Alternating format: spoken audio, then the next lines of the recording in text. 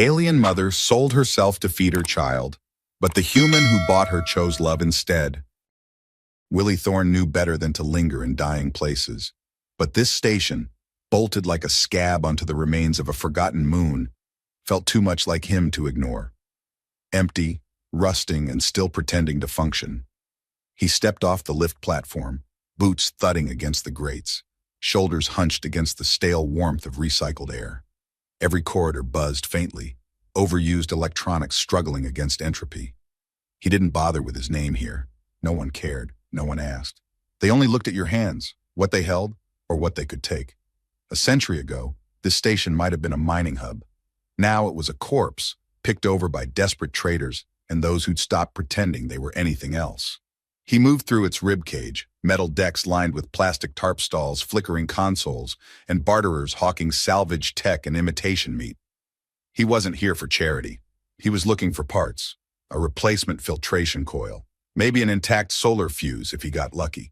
Just enough to keep the brindle running until he found somewhere colder, quieter, emptier. Somewhere that didn't echo. But fate, as usual, offered him something else. Off-books cargo, a vendor muttered behind a curtain of greasy beads, eyes flicking to Willie's scarred jacket. Human-friendly if that's your thing. Bay 13. Willie didn't look at him, didn't answer. He should have kept walking. Instead, his feet turned toward Bay 13, the noise thinning behind him, his breath fogged in the cooler corridor, the vents wheezing with age. He walked like a man not yet sure whether he wanted to find what waited there. The bay was nearly empty. A low hum filled the silence, fluorescent strips sputtering overhead, and against the far wall, under that flickering blue-white light, he saw her. She was kneeling, slender arms wrapped around a child. Her skin was a soft luminescent blue, like the sheen of glacial water under moonlight. Her long white hair fell in a thick braid down her back, frayed and uneven, as though hastily tied. She didn't speak, didn't move, just looked at him with eyes that were wide, slanted, and deeply tired. The child in her arms, small, maybe 5, maybe 6, had the same pale blue skin and white hair. But she wasn't still. She stirred faintly, her hands gripping the folds of her mother's worn robe. Her eyes were golden, too large for her face, watching him. Willie stopped 2 paces from them. "I have nothing left," the woman said quietly, her voice marked by the soft rise and fall of an alien dialect smoothed by exhaustion. "Only her. She is hungry." Willie stayed silent. "I offer myself in trade," she continued. "Not for pleasure, only for safety, for warmth, for food, for her." He exhaled slowly, like something inside him had already cracked before he could resist. "What's your name?" he asked. A flicker of surprise crossed her face. "Ymera." The name sat gently in the air. It didn't fit this place. "She's yours?" he asked, nodding toward the girl. "My daughter," Ymera said. She tightened her grip around the child unconsciously. The girl raised her head. Her voice was soft and fragile, as though it might break on the way out. "If I eat too much," she whispered, "will you throw me away?" Willie felt something twist in his chest, the same quiet, cruel tug he hadn't felt in years. He crouched down, his knees popping. "What's her name?" he asked. "Tali," Ymera replied. Willie looked at the child and shook his head. "I don't throw people away." Tali blinked, unsure whether to believe him. Ymera said nothing, but her eyes didn't leave his. "I'm not here to buy anyone," Willie said. "I've got food, heat, a ship. It's not much, but you'll be safe." Ymera hesitated, like she'd misheard him, like the concept of safety was something she had once known and buried deep. "I'm not taking anything from you," he said gently. "Come with me, please." Still kneeling, she pressed her forehead to her daughter's. Then she rose slowly to her feet, moving like someone afraid any sudden motion might shatter the moment. Her body was too thin under the robe, malnourished. She carried the girl like she weighed nothing. Willie led them out without a word. He didn't look back. The brindle sat on Dock C, squat and patched like the man who piloted her. She wasn't beautiful, but she flew, and more importantly, she was his. He keyed the ramp down and waited while Ymera stepped inside, eyes scanning every corner of the ship like she expected a trap. He gestured toward the central corridor. "You'll sleep in the crew berth. Showers in there too. Towels are clean, water's hot, usually." Ymera didn't answer. Her eyes were already glistening. Not from tears, from adjusting to something foreign, kindness. He moved toward the galley, pulling down a canister of preserved broth and rehydrated grain. He didn't cook often, but he warmed it properly, found a clean bowl, even added a pinch of salt. By the time he returned, Ymera was sitting on the edge of the cot, holding Tally in her lap like a shield. He set the bowl on the desk beside them. "It's safe." Tally didn't wait. She reached greedily for the food and started to eat too fast. She choked almost immediately, coughing hard. Ymera flinched, pulling her close. "Slow, my light, slow." Willie instinctively stepped forward, but Ymera's hand came up, sharp and trembling. Not in threat, in protective instinct. Tally calmed, gulped air, then took slower bites. "She's all right," Willie said. Ymera nodded. Her gaze lingered on the bowl as though it were some holy relic. When she met his eyes again, her voice cracked. "I don't understand. Why are you doing this?" Willie thought about answering. He thought about the girl he'd failed years ago, about the colony wall that collapsed before he could get back inside, about the silence that came after her scream. He said none of it. "Because I can," he murmured. Then he turned and left them alone. In the cockpit, he slumped into the chair and stared at the nav screen, its soft blue lights flickering over his face. Outside, the station loomed, dark, broken, slowly turning in the black. He closed his eyes, trying not to think about the two shapes in the room behind him, trying not to care. But somewhere deep in the station's bowels, a traitor was realizing his cargo had vanished, and not the kind anyone was supposed to steal. The hum of the ship was steady, like a pulse under metal skin. Somewhere in the dark, water hissed through worn pipes. The recycled air wheezed faintly through the vents, and the cold emptiness of space pressed against the hull like a held breath. Inside, silence reigned. Willie Thorne leaned against the bulkhead just outside the crew berth, arms crossed over his chest, listening. Inside the room, he could hear the soft, uneven rhythm of a child's breathing. One heavier breath, one lighter, no crying, no whispers, just sleep. He let that comfort him, a little. It was past ship's midnight. The lights were dimmed to a low orange glow across the corridor. He should have gone to bed an hour ago. He hadn't. Instead, he stood there, not moving, not sure why he couldn't. The woman, Ymera, hadn't locked the door. That alone should have told him something. Either she trusted him already, or she was too tired to care if she lived or died. That thought burned. He rubbed a hand over his jaw, the stubble rasping under his palm. Then he turned and walked back to the galley, bare footsteps dull against the grating. He heated a pack of protein broth, not because he was hungry, he wasn't, but because the motion of doing something felt necessary. The spoon clinked against the side of the tin bowl as he stirred, slower than needed. Ymera's voice had followed him long after she spoke it. "I offer myself in trade, not for pleasure, only for safety, for warmth, for food, for her." He had heard desperation before, but not like that. Hers wasn't pleading. It wasn't bargaining. It was quiet surrender, edged in iron. It wasn't that she wanted to be saved.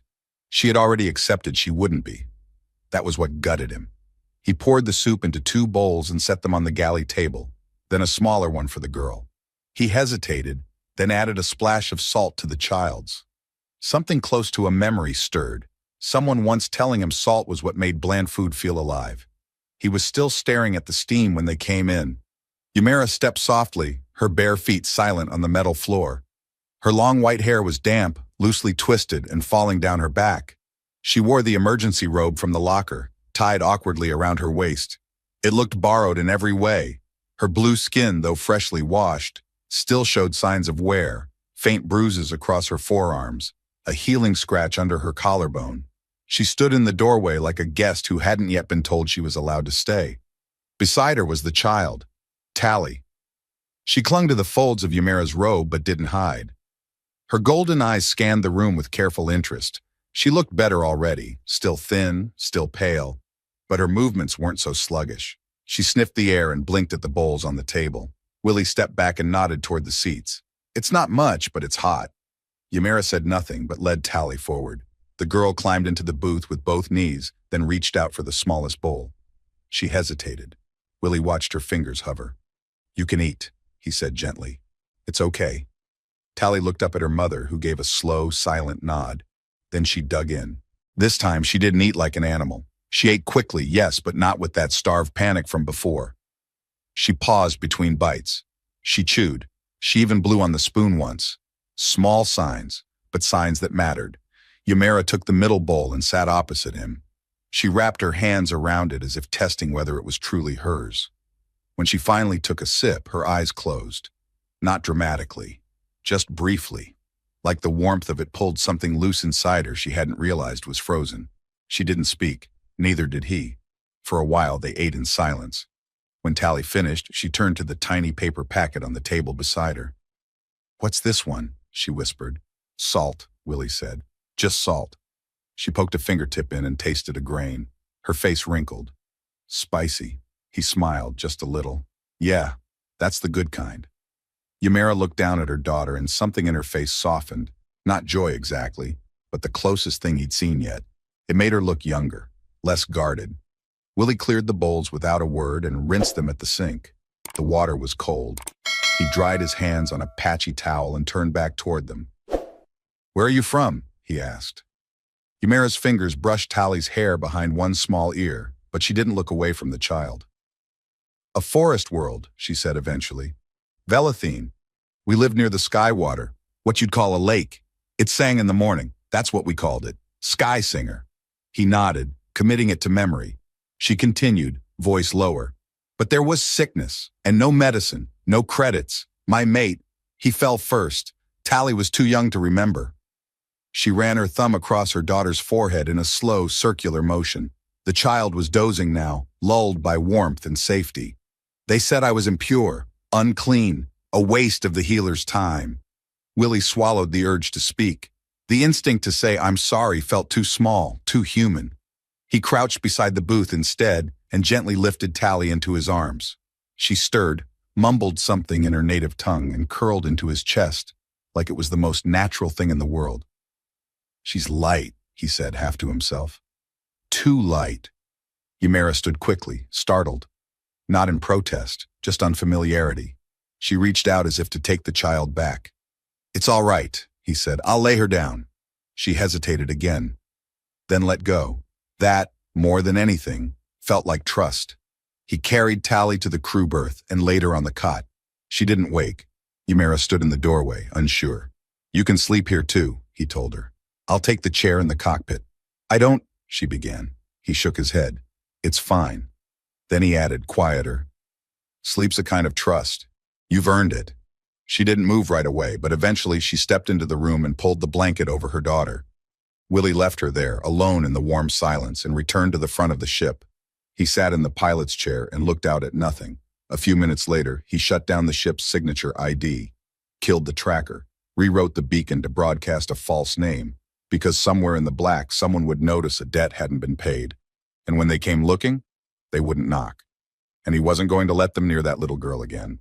Willie awoke to the sound of metal shifting against metal, barely audible, the kind of noise that only meant something when you lived alone long enough to notice every breath your ship took. For a moment, he stayed still in the cockpit chair, letting the hum of the brindle settle around him. His body ached from the awkward sleep, one leg hanging off the armrest, a crick in his neck that pulsed when he turned. But it wasn't the discomfort that kept him still. It was the scent, warm, subtle, foreign. His eyes opened fully. Not the scent of coolant or ionized air, not rust or engine grease. This was earthy, herbal, faintly spicy, like something simmered slowly with intent. Someone was cooking. He stood and followed the scent through the corridor, bare feet whispering over cold steel. The galley lights were dimmed to a soft yellow. And there, standing at the tiny cooktop with sleeves rolled back and silver-white hair tied loosely at her neck, was Ymera. She looked different in the morning light. Or maybe not different, just more real. Her blue skin was still pale around the edges, her bioluminescent markings dim but visible now that she wasn't hiding them beneath layers of tension. She moved like someone used to quiet mornings, not cold metal ships. Willie didn't speak at first. He watched. Ymera stirred something in a small pot she must have scavenged from the ship's cabinets. She had found the root paste, added broth, and, somehow, spiced it. He wasn't sure how. He hadn't stocked spices in years. Maybe she'd brought them with her, tucked somewhere among what little she owned. "You didn't have to do that," he said finally. She didn't startle. "I know, but you fed us, and I..." Remember how to cook. He stepped closer, arms loose at his sides. Where'd you find flavor in a place like this? She reached into the pocket of her robe and pulled out a tiny cloth pouch, held closed with a braided vine thread. Dried greens, she said. For healing tea, or food, my people use them for both. He nodded, quietly impressed. Smells better than anything I've made in a year, she smiled, just slightly. It's not much. It's something. The quiet stretched again, but this time it didn't feel heavy, just full. Tally padded into the room then, rubbing one eye with the back of her hand. Her white hair stuck out in all directions. She wore one of Willie's old undershirts, knotted at the side to keep from dragging on the floor. She blinked blearily at him.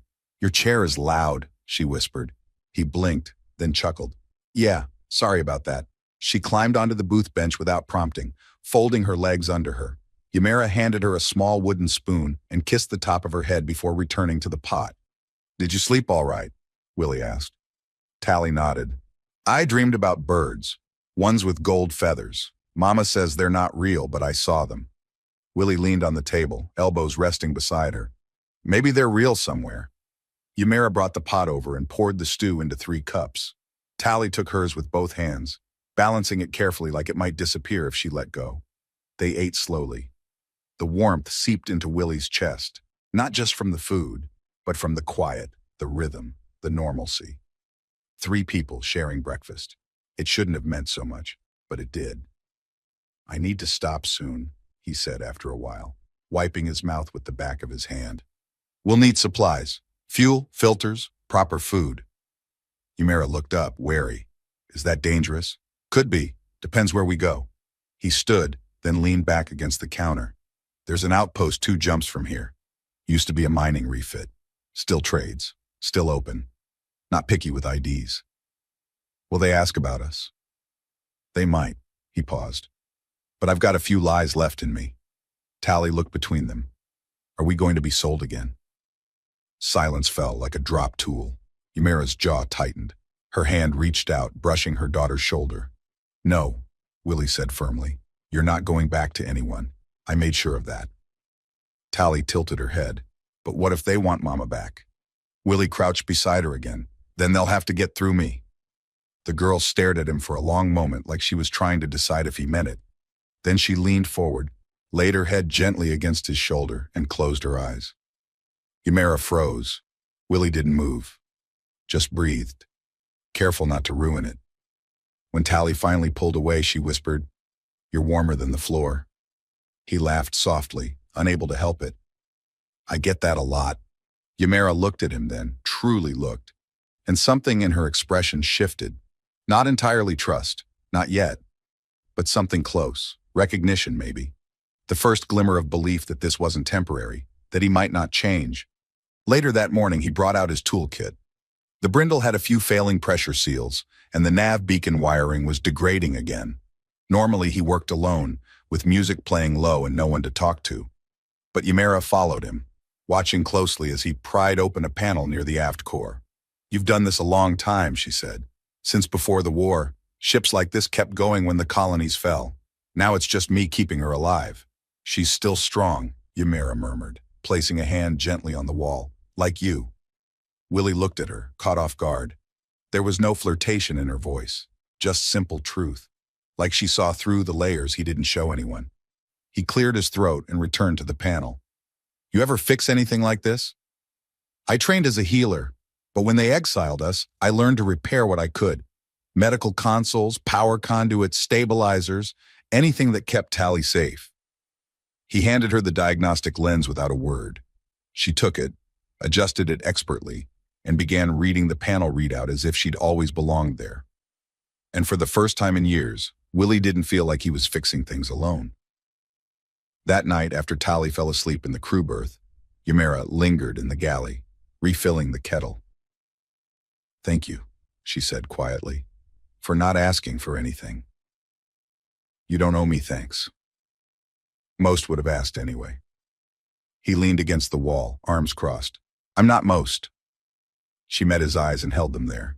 No, she agreed. You're not. The kettle clicked as it boiled. She turned, poured 2 cups of tea, and handed him one. Drink, she said softly. It helps with dreams. He took it. The cup was warm, steady in his hand, and for the first time in far too long, he wondered what it might be like to dream of something worth waking up for. The storm outside was a silent one, micrometeoroid dust sweeping past the viewport in glowing arcs, harmless at this distance but beautiful in its own indifferent way. Willie sat alone at the edge of the bunk in the cockpit, a mug of half-warm tea resting on the console beside him. He wasn't piloting. They weren't going anywhere tonight. The Brindle floated in a gravity-neutral drift, systems on low-power save mode. It was safe here, for now. He could hear Ymera moving softly in the galley behind him. No clatter, no wasted sound. Just the gentle rhythm of someone rinsing out the kettle and drying the cups. Every motion she made had weight to it, like she was constantly calculating whether she deserved the space she occupied. When she finally stepped into the cockpit, she didn't say anything at first. Just looked out at the stars, her arms folded loosely across her midsection, the hem of her robe brushing softly against her calves. Her white hair was freshly braided again. She'd done it carefully, even though no one had asked her to. "Thank you for letting us stay," she said quietly, still watching the drifting stars. "I know you didn't plan for this." Willie shook his head, his voice low. "I stopped planning things a long time ago." She glanced at him. "Why?" He hesitated, then gave a small shrug. "Because nothing went the way it should have. Because I thought I could hold everything together and watched it fall anyway." Ymera didn't speak. She sat down across from him, hands resting in her lap. Her face was calm, but there was something bracing in her posture, like she'd finally decided to speak words she'd carried too long. "Tally's father," she began, her voice steady but quiet, "was called Orin. We grew up together in the same forest ring under the same canopy of light vines. I was studying to be a medicine watcher, and he was already working the high harvest. He used to bring me flowers he wasn't supposed to pick just to see me smile." Willie stayed silent. He didn't need to guide her. The words were already coming. "When the sickness came through Velathine, it started near the southern pools. Contaminated filtration stones. No one noticed at first. Just fatigue, sore lungs, then breathlessness, then bleeding. We had no medicine strong enough." Her gaze drifted down to her hands. "He got it before me. Tried to hide it. Said it was just exhaustion. We had just found out I was carrying Tally. He was afraid to admit he was sick in case they took him from me." Willie's throat tightened, but he didn't interrupt. "I tried everything I knew. Roots, vapor soaks, heat therapy. But we weren't allowed the stronger treatments. Only the high families had access. By the time I brought him to the healers, they refused to touch him. Said we were untouchables. Said my pregnancy had come outside tribe approval, that I was impure." She stopped, her jaw flexing as she swallowed hard. "I watched him die in our bed, struggling to breathe. He begged me not to cry. He didn't want Tally to hear." A silence settled so complete that the ship itself seemed to hush. "After that," she continued, "I was banished. Told I had shamed my family by carrying a child unbonded. No one would give us food. No one would treat me. I was not even an outcast. I was unseen." Willie felt something sharp move behind his ribs. "That's when I left the forest. Took whatever work I could. Patch healing for smugglers. Sleeping in cargo bays with my daughter curled on my chest. But when she got sick, really sick, I didn't have enough. She wouldn't eat. She couldn't breathe right in the cold. I tried to barter, but no one trades for nothing. So I did what was left." She turned her face slightly, the bioluminescent markings along her temple dimming again. "I offered myself." Willie exhaled through his nose, long and controlled. "Not because you were weak," he said, his voice firmer than he expected. "Because you were the strongest person in the room." Ymera looked at him then, her eyes shining, but no tears falling. She'd cried all she had long ago. "I hated myself," she admitted. "But I hated more the thought of watching her die like he did, alone, cold." "She won't," Willie said. "Not here. Not while I'm breathing."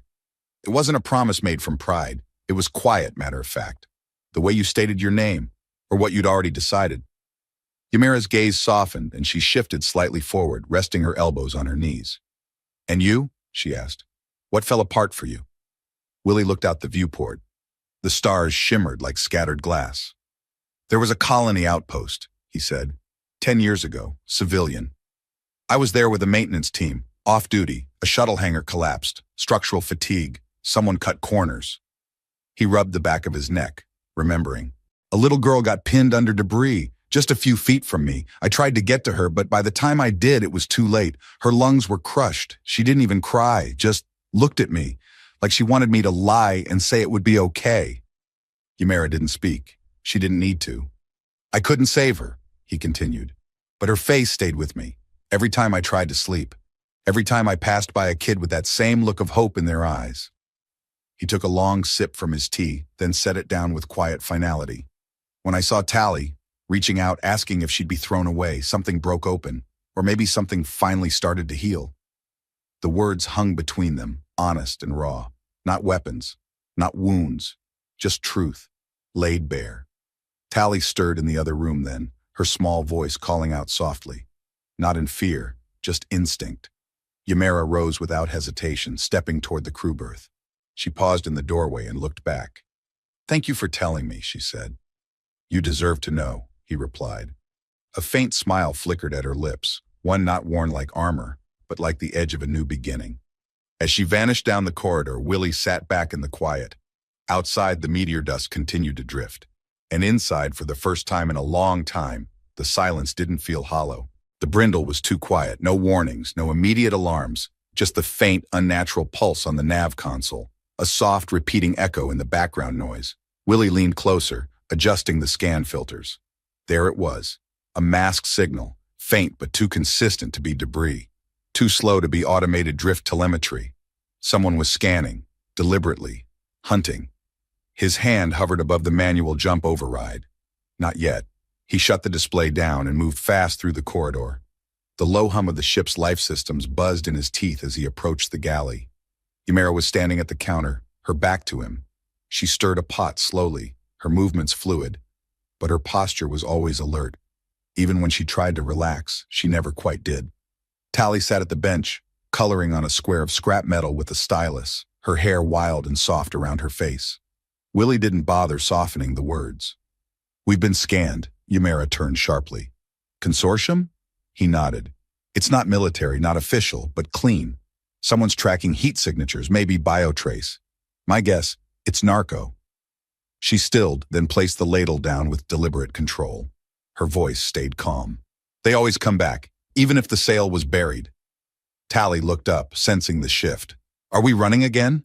Willie crouched beside her. We're not running, we're preparing. Preparing to run, she corrected softly. He didn't answer. We'll need to bleed heat, Ymera said behind him. Redirect venting through the external ports. I can rewire the shield matrix. Do it, Willie said. I'll kill the nav history and scrub the last beacon ping. He turned, then paused. Ymera, if they get close enough, they won't ask questions. They never do, she replied. And just like that, the rhythm changed. Within minutes, the brindle's inner systems were reconfigured for a cold drift. Willie masked their ID, diverted auxiliary power to venting decoys, and rigged the transponder to emit a failing signal that would make the ship look like dead weight. Ymera worked beside him, sleeves rolled up, forearms glowing faintly in the cold light as she soldered wire junctions and rewrote circuit paths with practiced hands. She didn't ask what went wrong. She didn't look afraid, just focused. Tally didn't stay idle. She fetched tools, held lights, sat still when told. Her silence wasn't fear anymore. It was discipline. She'd been through this before, too many times. Willie tried not to think about what that meant. He slid under a panel near the main relay node and rewired the nav beacon, isolating the last ping signature. When he finished, he crawled out and met Ymera's eyes. They'll track you through more than just movement. You said the sale wasn't public, but someone tagged you. Ymera wiped her hands, then sat beside the open panel.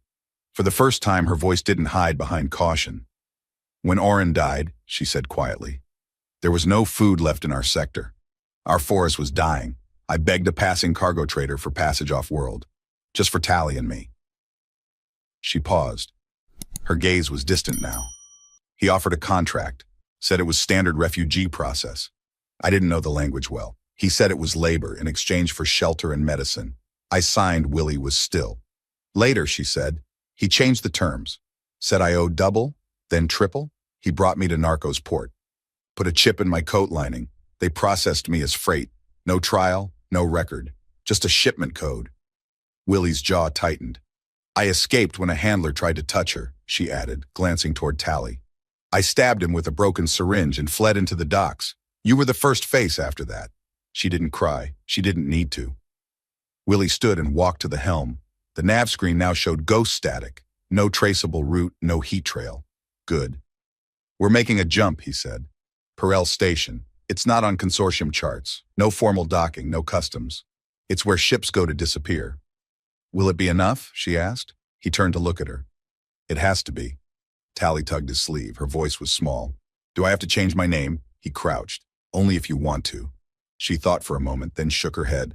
I like who I am. Willie smiled. Then we'll protect that. He fired the jump. Outside, space warped. Inside, gravity rippled and pressed briefly against them, then settled.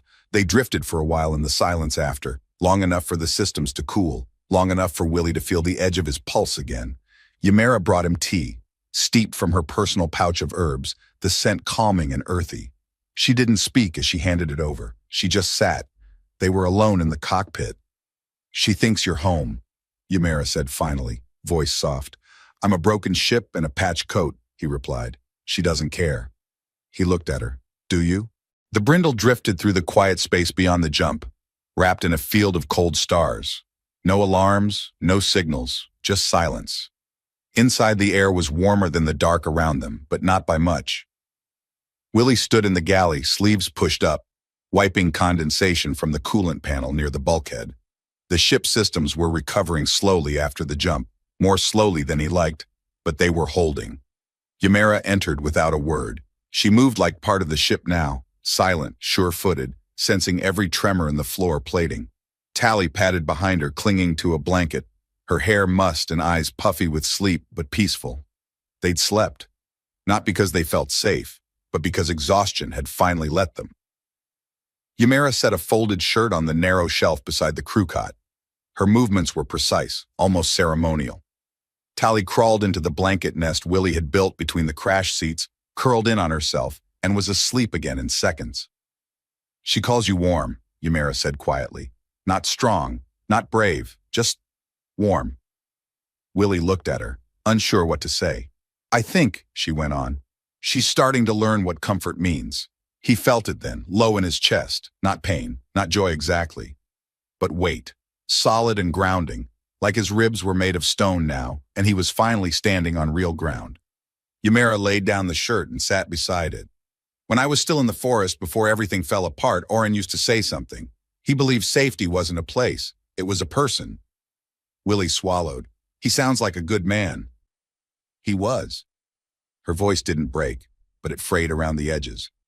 But he died alone, and I couldn't stop it. She looked down at her hands, then stood and stepped closer.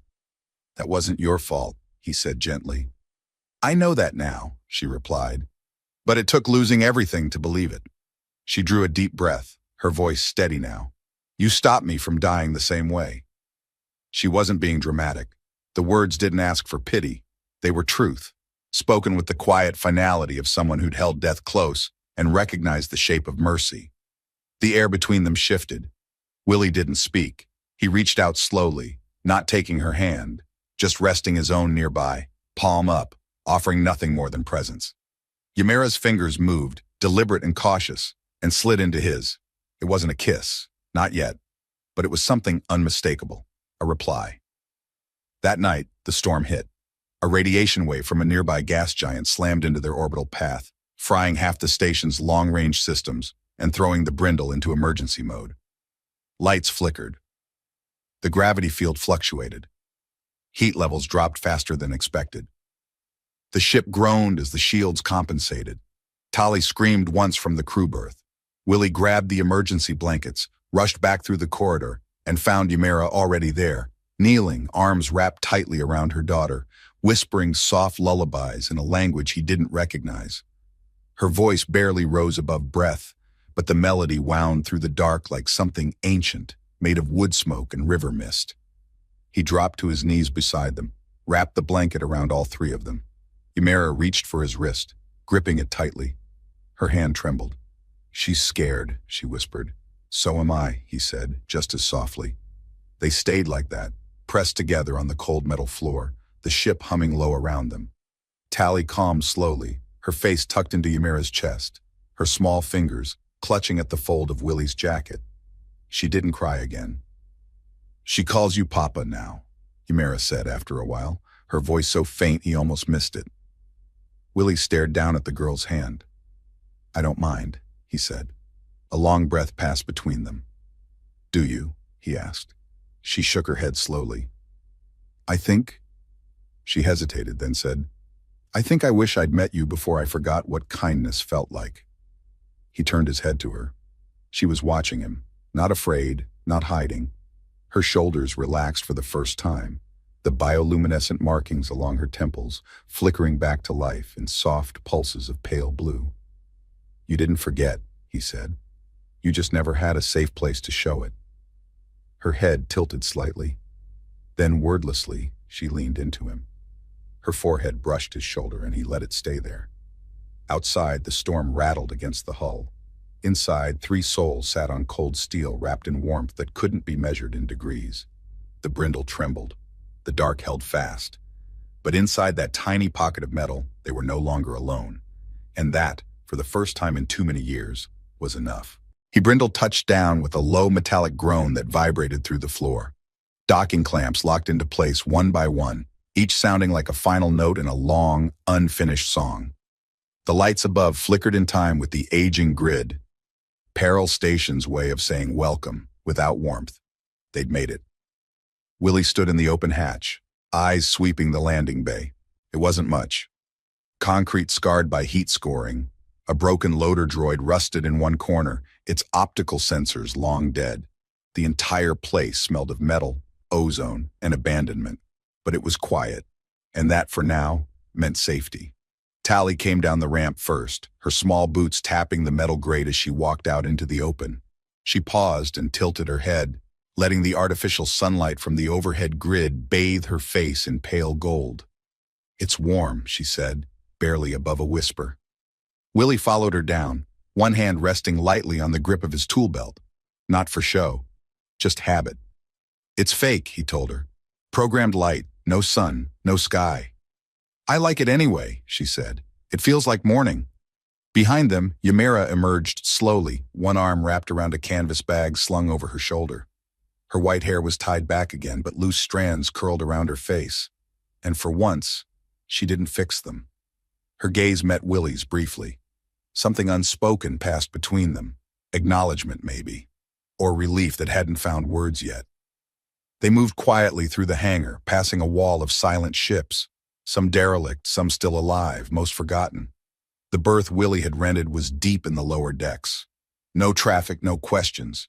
Just a few power hookups and a rusted blast door that still obeyed old security codes. Once inside, they took stock. The air was breathable. The water recycler worked. The lights buzzed but held. It would do. Willie checked the seals along the hatch, double-locked the manual override, and ran a quick diagnostic on external motion sensors. All clear, no pings, no patrols, no consortium signal sniffers, at least for now. He turned to find Ymira unpacking the few belongings they had onto a shelf. 2 folded shirts, a coil of wire, a dull knife, a drawing Tally had made of a ship with wings shaped like a bird. Tally herself was in the corner, dragging a crate toward the wall. "What are you doing?" Willie asked. "Making my nest," she said matter-of-factly. "Ships don't have bedrooms, so I make nests." He crouched beside her. "Need help?" She nodded once. Together they arranged the blankets just so, stacking them over layers of old maintenance tarps. She set her doll, a small twisted bundle of cloth and wire, on top like it was a guardian. Then she turned to him, golden eyes wide and serious. "Can I ask you something?" "Of course." "If someone came," she said slowly, "like someone bad, and they said they wanted to take me, what would you do?" "I wouldn't let them," he answered without hesitation. "But what if they were bigger than you?" He leaned in. "Then I'd build something bigger than them." She was quiet for a moment, then climbed onto his knee and wrapped her arms around his neck. "Can I call you Papa all the time now?" she whispered. He didn't move, didn't speak. For a moment, he could only feel the weight of her, a small, fragile, trusting thing, pressed against him like it was the most natural place in the world, like she'd always known how to fit there. He looked up, Ymera was standing at the edge of the room, watching. She didn't nod, didn't speak, but the look in her eyes was something close to peace, or maybe surrender, to hope, to stillness, to the idea that this time they might not have to leave again. Willie pulled Tally close. "You can," he said softly. "You already do." Later that night, when the lights dimmed and the hum of the station settled into a low rhythm, Willie sat at the edge of the berth, staring out through the narrow viewport. Outside, Perel Station orbited a dying moon, its surface fractured and veined with slow-burning light. Ymera joined him, a cup of steeped tea in her hands. "She doesn't ask if we'll be thrown away anymore," she said. "No. She doesn't even ask if we're staying. She knows." Ymera handed him the cup. "She built you into her nest." He chuckled softly. "Yeah, I noticed." A pause. "You're not just safe to her," she said. "You're home." He looked at her, quiet for a long time. Then he said, "It's strange." "What is?" "I spent years convincing myself I didn't want this, that I couldn't do it again, couldn't lose again. And now, I can't imagine anything else." She reached over and placed a hand on his chest. Her touch was light, but the way he leaned into it told her everything. "You didn't find us," she said. "We found each other." The Brindle system sighed low as the station settled into its night cycle. The hum of machinery slowed. No alarms, no chasing signal, no forward motion. The Brindle system sighed low as the station settled into its night cycle. The hum of machinery slowed. No alarms, no chasing signal, no forward motion, just quiet. Tally stirred once in her sleep, murmuring nonsense. Willie didn't move from his spot beside Ymera. Her head came to rest on his shoulder. Her fingers slipped into his without words. No declarations, no promises, just warmth. And that was enough. The morning came slow, like it had nothing better to do. Soft light filtered through the old viewport slats, slicing across the inside of the berth in dusty gold. It wasn't sunlight, not really, but the station's artificial morning cycle had improved since Willie patched the old timing relay 2 days ago. The room warmed gently, carrying the illusion of dawn. And in the middle of it all, wrapped in a blanket that had seen too many refueling stops, Tally lay curled up, her hands sticking out toward the edge of the floor. Her fingers twitched, searching for something in a dream, then stilled as she nestled deeper into the folds. Willie was already awake, sitting cross-legged on the metal floor just a few feet away, shirt half-buttoned, smoothing the last seam of a hand-cut wooden glider. He'd found the broken paneling behind Storage Bay 3, sanded it smooth with an old rig file, and carved it in pieces during power cycles and quiet nights. It wasn't perfect, but it would fly. He tested the wing tension again, then quietly crossed the room and set it down beside her hand. A minute later, she stirred. Her fingers closed over the wing like she'd been expecting it. Tally blinked the sleep from her eyes and sat up slowly. "Is it real?" she whispered. He smiled. "Only one way to find out." She leapt up, hair in a wild mess, and bolted barefoot toward the hangar without even brushing her teeth. Ymera's voice called from the corner, gentle but firm. "Boots first!" Tally skidded to a stop mid-step, spun around, and sprinted back to the cot to shove her feet into the mismatched pair of boots she'd insisted on decorating with star stickers. Willie followed at a slower pace, rolling his shoulders, shaking off the tightness of sleep. He passed Ymera in the galley. She was already standing over the stove unit, chopping rehydrated root with slow, practiced motions. The warm scent of browned spice and broth rose in the recycled air. "You didn't have to cook," he said. "I wanted to," she replied simply. He looked at her hands. No trembling, no caution, just peace. Tally's laugh rang down the corridor a second later. "It flies! It really flies!" Willie leaned against the doorframe and grinned. "Told you." They spent the morning in the hangar. Willie drew lines on the floor with a grease pencil, marking imaginary landing zones and flight paths. Tally took the glider and raced along the markings, throwing it with her whole body, yelling out ship names and pretending to be a planetary pilot. When she missed a catch and the glider clipped a support beam, she gasped. But Willie crouched, checked the wing, and said, "Every crash teaches us something." "Like what?" she asked. "Like how to fly better next time," she beamed. "Then I'm learning a lot." Eventually, she convinced him to join the game.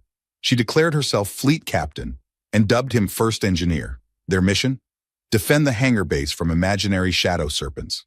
He obeyed her commands with mock seriousness, running from one corner to the other, yelling out stabilizers online and deploy magnetic nets while pretending not to run out of breath.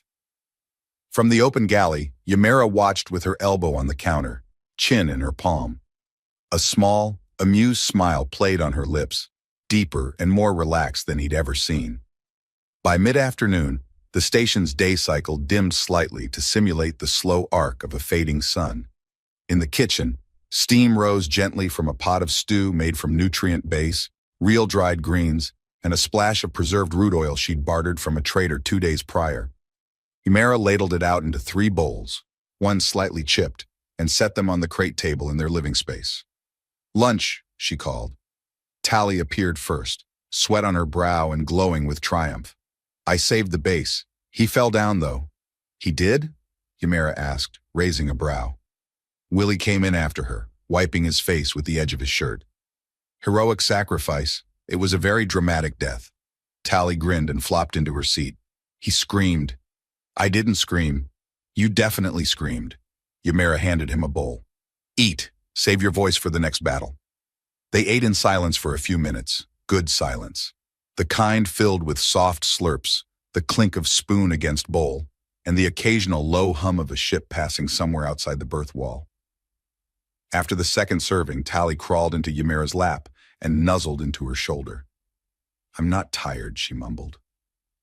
"You don't have to be," Ymera whispered, stroking her back. Willie stood to clean the bowls but paused in the doorway. He watched them for a moment, quiet and still. "You know," he said softly, This is the best day I've had in a long time." Ymera looked up. "Because of her?" she asked. He nodded. "And because of you." Her eyes softened. "You made the ship safe," she said. He smiled. "You made it a home." She blinked slowly, then stood, still holding the sleeping girl in her arms. "You're not the man I thought I'd meet when I gave myself away," she said. "And you're not the woman I expected to carry," he answered. There were no declarations, just that. But when she stepped forward and brushed her lips gently against his, light as breath, real as gravity, it wasn't to test something, it was to answer a question already asked. Tally snored softly between them. They laughed. And for the rest of that quiet day, time didn't matter. They didn't check the scanner. They didn't talk about running. They didn't worry about past or future. For the first time since the beginning, they simply lived together.